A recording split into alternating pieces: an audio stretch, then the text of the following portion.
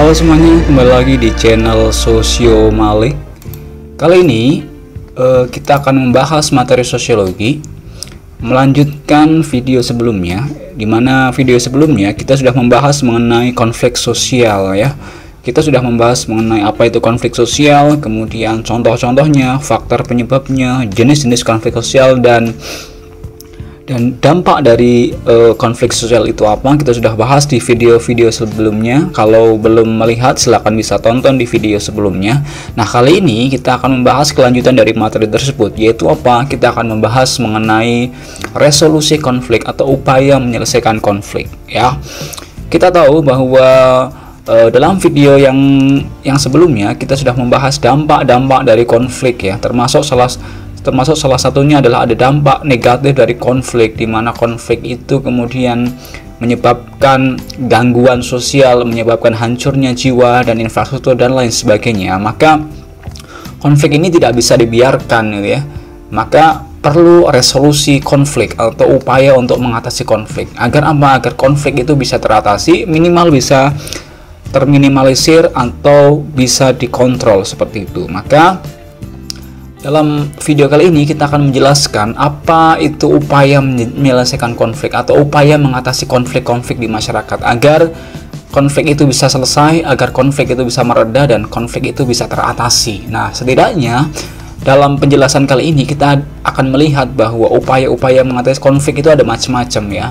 Setidaknya dalam video ini kita ada 7 cara untuk mengatasi konflik. Yang pertama dengan cara koersi, kemudian ada arbitrasi, ada kompromi, ada konsiliasi, ada mediasi, ada stalemate, dan ada adjudikasi. Nah, mari kita bahas satu persatu mengenai upaya-upaya mengatasi konflik sosial ya. Yang pertama kita akan membahas upaya mengatasi sosial yang pertama, yaitu dengan cara mediasi ya. Dalam mediasi, penyelesaian konflik yang dilakukan adalah menggunakan mediator atau pihak ketiga yang netral sebagai pemberi masukan, penasehat, dan pihak ketiga ini tidak ikut memutuskan masalah konflik tersebut. Jadi dalam proses mediasi ini, penyelesaian konflik itu dilakukan oleh dua belah pihak sendiri dengan dibantu pihak ketiga yang netral yang sifatnya hanya sebagai pemberi masukan, memberikan nasihat, dan memberikan arahan. Jadi pihak ketiga dalam penyelesaian konflik mediasi ini tidak ikut memutuskan masalah konflik ya. Itu adalah contoh mediasi ya. Misalkan ada si A dan si B ada masalah, ada konflik, maka kemudian ditengahi oleh si C. Nah, si C ini tugasnya hanya memberikan masukan, memberikan nasihat, memberikan insight kepada dua pihak yang berkonflik ini. Kemudian penyelesaian konflik itu dilakukan oleh dua belah pihak yang berkonflik, jadi bukan oleh pihak yang ketiga ya. Itu adalah mediasi ya.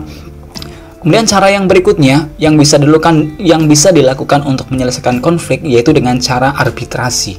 Nah, arbitrasi ini apa? Arbitrasi ini hampir mirip dengan mediasi, cuma bedanya dalam arbitrasi ini penyelesaian konflik dilakukan oleh pihak ketiga yang kemudian ditunjuk, dan pihak ketiga ini diberikan wewenang untuk ikut menyelesaikan atau memutuskan masalah konflik.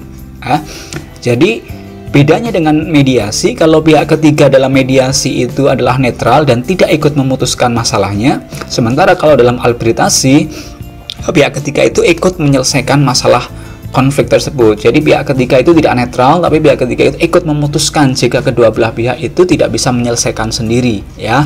Itu adalah arbitrasi.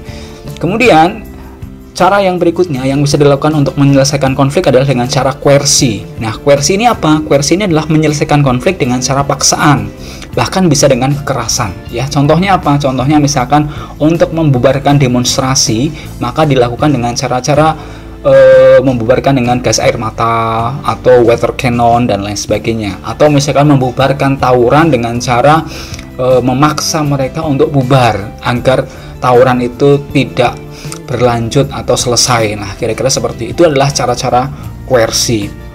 Kemudian cara yang lain yang bisa digunakan untuk menyelesaikan konflik adalah dengan cara kompromi. Nah, kompromi ini apa? Kompromi adalah sebuah cara menyelesaikan konflik dengan cara masing-masing pihak yang berkonflik itu mencari titik kesepahaman dengan cara mengurangi tuntutan dari kedua belah pihak. ya. Misalkan kita sering melihat gitu ya, atau sering mendengar bahwa konflik itu terjadi karena masing-masing pihak itu saling punya tuntutan yang seringkali tidak ada titik temu. Maka penyelesaiannya adalah dengan cara kompromi, di mana pihak-pihak yang berkonflik itu saling mengurangi tuntutan. Biar apa? Biar terjadi titik temu, biar terjadi kesepahaman antara kedua belah pihak. Sebagai contoh ya, yang pernah dilakukan ya, misalkan contoh kompromi yang pernah terjadi di Indonesia, misalkan antara pemerintah RI dengan GAM, misalkan ya di Aceh gitu ya. Pemerintah RI itu ingin menetapkan Aceh sebagai provinsi seperti provinsi yang lain, menjadi bagian dari negara Republik Indonesia. Sementara GAM ingin bahwa Aceh itu menjadi sebuah negara merdeka sendiri, lepas dari Indonesia. Nah, ketika dua tuntutan ini tidak bisa ketemu, terjadilah konflik. Maka yang dilakukan adalah dengan cara apa? Kompromi. Komprominya apa? Saling mengurangi tuntutan. Pemerintah RI kemudian misalkan tidak memaksakan Aceh tetap menjadi provinsi yang biasa seperti provinsi yang lain. Sementara Aceh, GAM misalkan juga tidak menuntut lagi merdeka sebagai sebuah negara sendiri. Artinya mereka akhirnya terjadi kompromi, titik temu, yaitu apa? Kesepakatan yang kemudian saling mengurangi tuntutan, yang akhirnya Aceh saat ini dari hasil kompromi itu tetap menjadi bagian dari wilayah NKRI, namun Aceh tidak menjadi provinsi biasa tapi menjadi provinsi istimewa, yaitu dengan diberikan wewenang untuk menerapkan hukum sendiri, yaitu dalam konteks ini adalah menerapkan syariat Islam di Provinsi Nangro Aceh Darussalam, seperti itu. Kemudian ada provinsi lokal sendiri dan lain sebagainya. Itu adalah contoh dari hasil kompromi seperti itu ya. Kemudian cara-cara yang lain yang bisa dilakukan adalah konsiliasi ya. Konsiliasi ini apa? Konsiliasi adalah menyelesaikan konflik dengan cara mempertemukan keinginan masing-masing pihak yang berkonflik ya. Jadi dalam proses penyelesaian konflik, pihak-pihak yang berkonflik disuruh ketemu ya. Masing-masing pihak suruh mengemukakan keinginannya itu apa, kemudian dipertemukan keinginannya dan kemudian dicarikan solusinya. Itu adalah cara-cara konsiliasi ya, seperti itu. Kemudian yang berikutnya juga ada adjudikasi. Adjudikasi adalah cara menyelesaikan konflik pada jalur hukum atau di meja hijau. Jadi seringkali ada konteks-konteks tertentu di mana konflik itu tidak bisa diselesaikan secara mediasi, tidak bisa diselesaikan secara kompromi, tapi harus diselesaikan secara hukum di meja hijau ya. Misalkan contoh konflik di dalam keluarga, misalkan ya antara suami dan istri, penyelesaiannya di mana? Di jalur hukum di meja hijau dengan cara misalkan melalui pengadilan agama dan lain sebagainya. Itu adalah contoh-contoh penyelesaian konflik dengan adjudikasi melalui jalur hukum. Nah, berikutnya cara penyelesaian konflik adalah dengan stalemate ya. Stalemate ini adalah penyelesaian konflik di mana konflik itu berhenti dengan sendirinya pada suatu titik karena pihak yang berkonflik ini punya kekuatan-kekuatan yang seimbang, sehingga kedua belah pihak, kalaupun terjadi konflik, tidak ada yang menang, tidak ada yang kalah, sehingga konflik itu selesai dengan sendirinya ya. Salah satu contohnya adalah pada saat perang dingin ya, perang dingin antara Uni Soviet dengan Amerika Serikat. Mereka tidak pernah melakukan perang secara terbuka, tapi melakukan perang proksi di mana mereka punya perlombaan persenjataan, perlombaan ilmu pengetahuan dan lain sebagainya. Mereka berkonflik tapi tidak pernah berperang secara langsung. Akhirnya apa? Akhirnya konflik itu berhenti dengan sendirinya karena kedua negara ini punya kekuatan yang seimbang. Karena kedua negara ini berpikir bahwa ketika terjadi perang terbuka, yang hancur ya kedua belah pihak itu gitu ya. Karena tadi punya kekuatan seimbang, sehingga kalau saling menyerang, ya yang akan hancur kedua negara tersebut yang berkonflik. Sehingga konflik akhirnya berhenti dengan sendirinya antara Uni Soviet dengan Amerika Serikat. Kemudian akhirnya tidak lagi terjadi konflik pada saat itu ya. Atau contoh lain ya, antara Korea Utara dengan Korea Selatan saat ini gitu ya. Mereka sering berkonflik, akhirnya konflik itu kemudian berhenti dengan sendirinya walaupun masih ada bibit-bibit perang gitu ya, bibit konflik